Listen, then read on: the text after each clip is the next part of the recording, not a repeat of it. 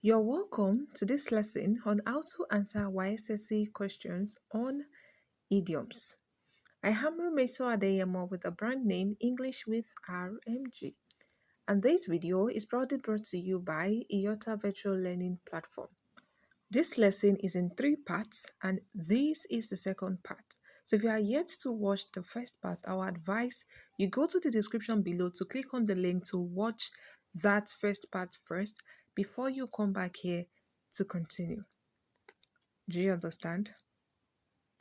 So, are you ready to continue from where we left off? Let's begin. So, we stopped at strategy 3, which is pay attention to the tenses and the conjunctions in the expressions. I said earlier that we are going to discuss 6 effective strategies for you to always pick the correct answer for your idiom questions in your WAEC question. So, here we have the sentence, had it not rained, I would have visited you. So here we have had, which is a past tense, but it is introducing a conditional clause here.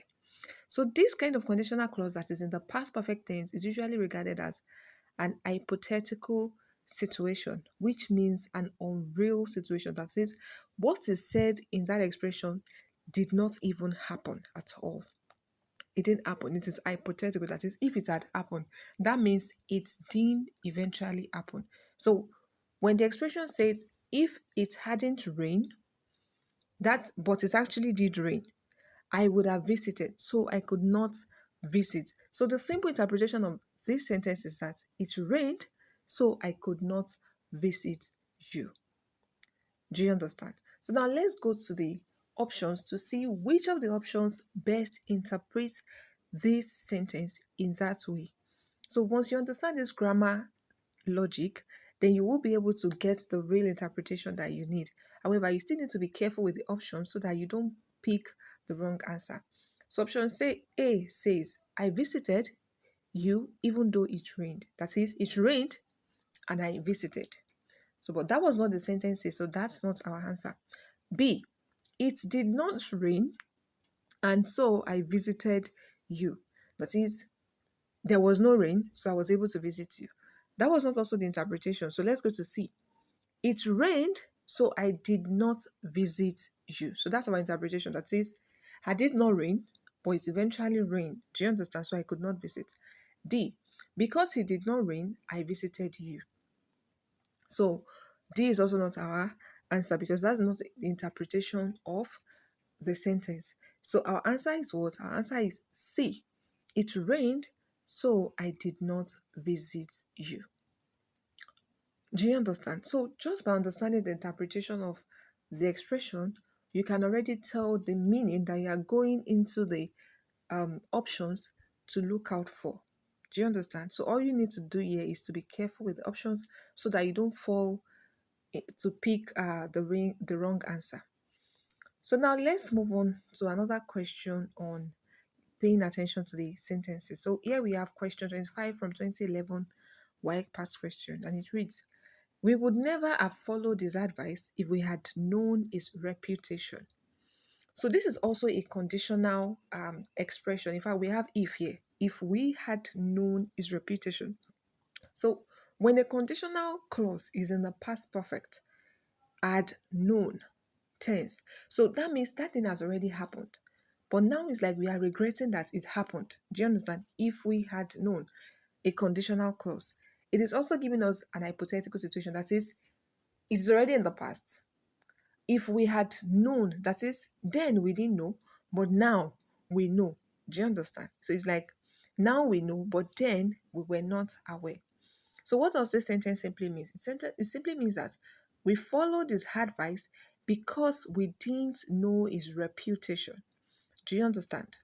It simply means that we followed his advice because we are not aware of his reputation. Do you understand? So if you can interpret the question properly, you will be able to pick your answer. So now let's look at the options that best interpret it just as we have interpreted it. So we have A, knew what people said about him, so we refused to obey him. So A is saying that we were aware of his reputation, so we didn't follow his advice. and that was not the meaning of the sentence. So that's not our answer. B, trusted him but did not need any advice. That is, we trust him, yes, but we are not even in need of any advice, so there's no need to go to him. That is not also the meaning of the sentence. So we go to C. Followed his advice because we didn't know him. So this is where we have our answer. That is, we followed his advice out of ignorance.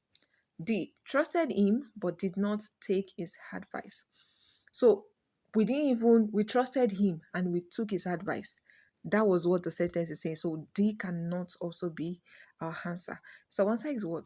C.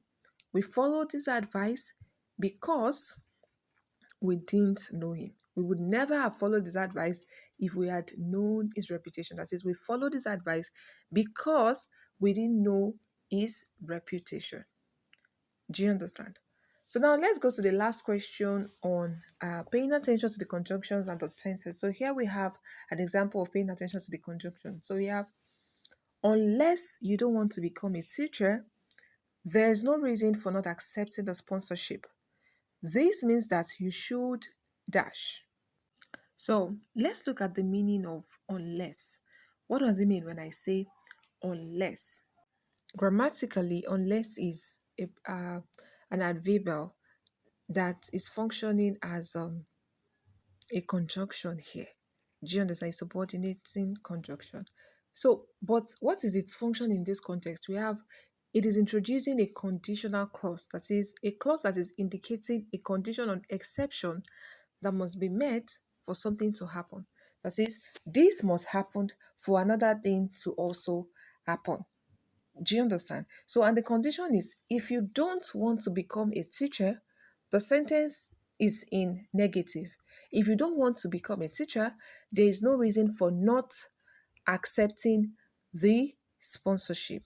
Do you understand? Unless you don't want to become a teacher. That is, this sentence simply means that accept this sponsorship if you want to become a teacher, or do not accept the sponsorship if you do not want to be a teacher. But if you want to be a teacher, then there is no reason for you not to accept this sponsorship. Do you understand? So you need to be calm enough to interpret the question to yourself properly so that you can get the definite meaning, so that you don't confuse it, regardless of whether the sentence is in negative or regardless of the kind of conjunction that is used. Now let's go to the options to pick the option that actually interprets it the best. A.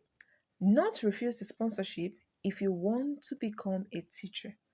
That is, do not refuse this sponsorship if you want to become a teacher. So that is very close to our interpretation, but let's look at other options. B. Refuse the sponsorship if you want to become a teacher. So this is like the direct opposite of the meaning of the expression. C. Not refuse the sponsorship if you don't want to become a teacher. So this is also not our answer, because this means that don't refuse the sponsorship if you don't want to become a teacher. Do you understand? Now, D. Refuse the sponsorship whether you want to be a teacher or not. From my interpretation, what it means is that if you want to be a teacher, take the sponsorship. If you don't want to be a teacher, do not take the sponsorship. So the option that best interprets it is what? A, B, C, or D. I already told you why D can't be our answer. Why C can't be our answer? Because that's not the meaning embedded in that expression. And C is not also our answer. So our answer is what? A. Not refuse the sponsorship if you want to become a teacher. Do you understand? Now let's go to the next strategy, which is strategy 4. And it says activate your logicality. What this simply means is use your common sense. That is, put the idioms, how it is used in the sentence, and the meanings provided in the options into perspective and try to make sense out of it. So, idioms do not have literal meaning. So, we have to rely on these other strategies to get our meanings out of it. So, sometimes just by activating by your common sense, you can get the meaning out of the expression. Do you understand? So, and I'm also going to use some questions from the past questions to exemplify this. So, we have question 29 from 2014 WAEC past question, and it reads, the children's story did not ring true. So, this means that the children's story was dash. So, when I say that a story uh, didn't ring true, you know, story is supposed to be fictional sometimes. It is allowed for it to be fictional or non-fiction. So saying it is true or not is not even as it's not even a topic for debate. But here, when it is a student, it might be a story about what happened earlier in the school. Do you understand? So now, when you now say it did not ring true, that means it is not true. I don't see that what she's saying is the absolute truth. So let's look at the option. Option A, not audible. Option A cannot be our answer because not audible means not loud or not clear enough for me to hear. Do you understand? So B says not believable. So that's our possible answer. C, full of suspense. It is not, if we look at it with a common sense, it is not a fictional story where we are expecting some suspense. D, quite thrilling. It is also not a context of a thrilling story. Do you understand? So our answer is what? Not believable. The student's story did not ring true. Just with common sense, you can say, oh, that means it is not believable. Do you understand? Do you understand how I'm using the strategies to pick the answer? So now let's move on to the next question, which is question 26 from 2020 WAEC past question. So it reads, the old woman's birthday was marked by her children with pomp. So now let's activate our common sense. An old woman's birthday marked by our children. Obviously, our children is going to want an elaborate celebration for their old mom. Do you understand? Because they will be like, oh, this is the best time to celebrate her mom. So with pomp, even though we don't have a proud knowledge, just by activating our logicality, we can say it means that they are going to have an elaborate birthday. Do you understand? So let's look at the options for us to see which of the option is actually saying that the old woman's birthday was celebrated elaborately. Do you understand? So A, greatly celebrated. B, remembered fondly. C, widely advertised. D, filmed and playback. So let's start from D. Part of celebrating a birthday elaborately is to get it filmed so that you can play it back for memory's sake. Part of it is to also widely advertise it. You must have heard some advertisements of some celebrations on TV, in the news, do you understand, etc. So remembered fondly is not our possible option. So the best option that interprets it is what? Greatly celebrated. Option C and D is still part of the great celebration. Do you understand? So now let's move on to the next strategy, which is strategy 5. And it says read widely. You know, idioms do not have literal meanings. I've said this over and over again because I want it to stick. And sometimes the context is just not enough to get the meaning. Thus, it is crucial for you to read wild and learn more idioms in preparation for the exam. Do you understand? So you cannot just rely on context all the time. Some of the idioms might be so unrelatable that you can't even use the context or relating it to real life experience or activating your logicality or paying attention to the grammar to deduce the meaning. Do you understand? So the only thing that you need here is to have a prior knowledge of that idiom. So because of this, I'm going to explain 10 common or simple idioms that I think could be asked for in your WAEC question. Do you understand? So one is cost and harm and a leg.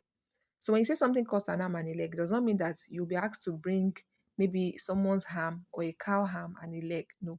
It actually means that something is very expensive. Do you understand? So it's a way to say that something is expensive. So for example, if you say the new phone you just bought cost an arm and a leg, the thing is it is very expensive.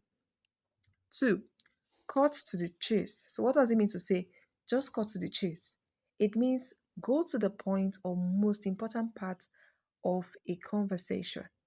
Do you understand? So if I'm speaking with you and I'm just beating around the bush, that's another idiom anyway. That is, I'm not just going to the straight point, I'm still giving you details. You can just say, cut to the chase. Do you understand? That is, go straight to the point. So, for example, can you cut to the chase and tell me what you really want? Do you understand? That is, can you just go to the point or the most important part of this conversation? Do you understand? So let's move on to number three, and it reads, rain on someone's parade. So what does it mean to rain on someone's parade? It means to ruin or spoil someone's plan or event. So if I say, don't rain on my parade today, that is, don't spoil my plan today, or don't ruin my event today. So in context, you could say, the traffic on the way to the airport rained on my parade. I was so excited for my vacation. That is, the traffic ruined our plan of going on our vacation. Do you understand? Let's move on to number four, which is a piece of cake. This is quite common, but I still feel like perhaps some people are not aware. So when you say something is a piece of cake, it means that it is easy to do. If I say, oh, it's a piece of cake, that says it is stress free, it is easy to do. So, in context, you could say, the exam was a piece of cake. I finished it in no time. That is, it was simple for me to do. Do you understand? A piece of cake means simple, easy to do. Five, bee's knees. So, what does it mean to say someone or something is a bee's knees? That is, that person or that thing is the excellent or most outstanding of all. Do you understand? If I say this person is the business in a society, that is the most outstanding person in a society. So, for example, you could say she is the business in her class. That is, she is the best student in her class. Do you understand? So let's move on to the next one. Six, you can't teach an old dog new tricks. So this means that it is difficult to change someone's ways or habits. I've explained another idiom similar to this meaning earlier. So this is another one. When you say that, oh, you can't teach an old dog new tricks, you are saying that, oh, you can't change this person. Do you understand? That is, it is difficult to change this person's ways or this person's habit. So in context, you could say, his father is stubborn. You can't teach an old dog new tricks. It just can't change. That is, his father is already used to being stubborn. So it is difficult for you to change his perspective on that. Do you understand? That is already his habits. That's already his patterns as a person. Do you understand? So let's move on to the next one, which is number seven. Take it with a grain of salt. So when I say, okay, you can listen to him, but take it with a grain of salt. That is, be skeptical, be careful or cautious. Don't take everything as true. So in context, you could say, take what he says with a grain of salt. He is not always trustworthy.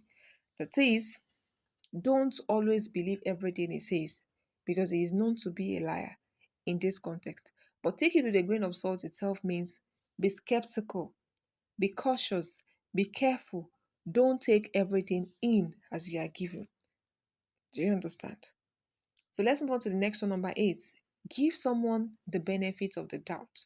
So if you say, oh, I'm going to give him a benefit of the doubt, it means that you want to believe someone or something is true or good until proven otherwise.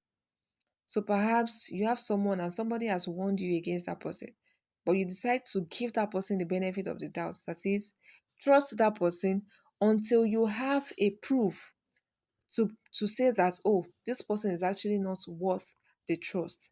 Do you understand? So in context, you could say, I'm going to give him the benefit of the doubt and trust that it will come through. That is, perhaps someone has told you that, oh, this person is not going to come through for you. But you say, okay, don't worry, I'm going to give him the benefit of the doubt until it proves to me that yes or no, he is not trustworthy. Do you understand? So let's move on to the next one, which is number nine. I hope you are writing all of this down and you are noting the meaning of each. So, in the nick of time, what does it mean? It means just in time. barely avoiding a problem or difficulty.